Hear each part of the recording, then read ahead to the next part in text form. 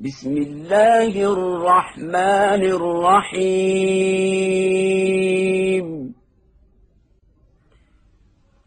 وورث سليمان داود وقال يا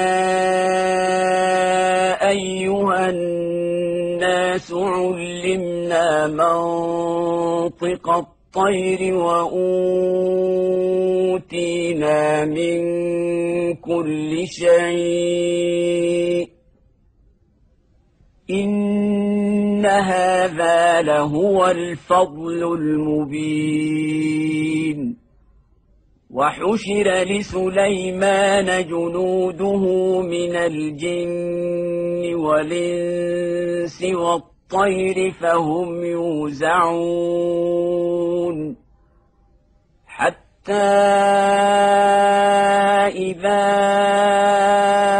أتوا على واد النمل قالت نملة يا أيها النمل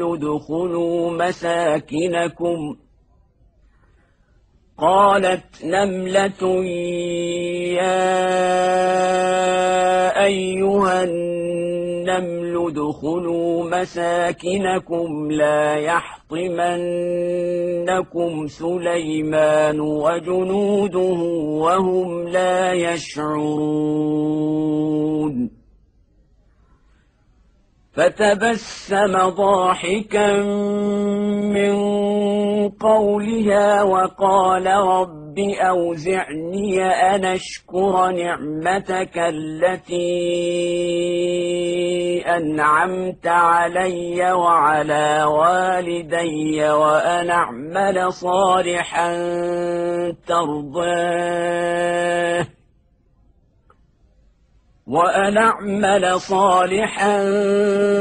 ترضاه وأدخلني برحمتك في عبادك الصالحين.